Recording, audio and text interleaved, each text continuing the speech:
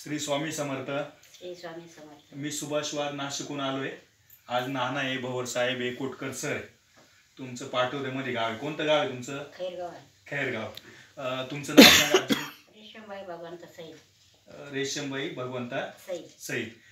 आजी तुम्हाला काय तकलीफ होती? माझे एक खवटे दुखायचे या मानीमुळं. माझा मानीचा मणका गॅप सांगेला होता. माझा एक सारा काढा होता. मानेत गॅप होता तुमचा, बरोबर? तर काय काय तकलीफ व्हायची? दंड दुखायचे, हात चमकायचे नाही. माझे असे वर हात होत नव्हते. वर हात होत नव्हते, बरोबर? आणि मांड्या मला उठ खाली बसता येत नव्हतं, उठता येत नव्हतं. मला मानी खाली हात घालून उठवायचे, उचलून तुम्हाला असं उठवायचे, बगल्यात हात घालून उभं करायचे. या स्थितीचं तुमची परिस्थिती, बरोबर?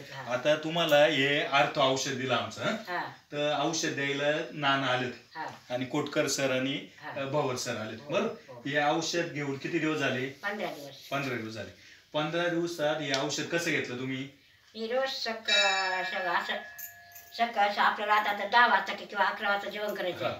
मग 10 वाजता आज घरात ती पुडी गरम पाणी करायचे गलासभर, ते 2 ठिकाणी करणं आणि ते पिऊन घ्यायचे. मी परत ते पाणी अर्ध्या गलास टाकून यायचं, पिऊन घ्यायचं. मग 1 तासानंतर जेवण करायचं. जेवण झाल्यानंतर परत ती गोळी घ्यायची. परत संध्याकाळी तसं करायचं. बरं, हे औषध घेतल्यावर फरक काय जाणवलं तुम्हाला? फरक जाणवलं. माझं सगळं शरीर नीट झालं. काय काय काय काय फायदा झाला काय? मला चालता यायला लागलं, उठता बसता यायला लागलं. अजून तुम्हाला उठवायला कोणाला गरज नाही, मांडी घालून मी तुम्ही बसता. हात वर कशी करता येतात सगळं. पहिला हात करता येत होते का? नाही.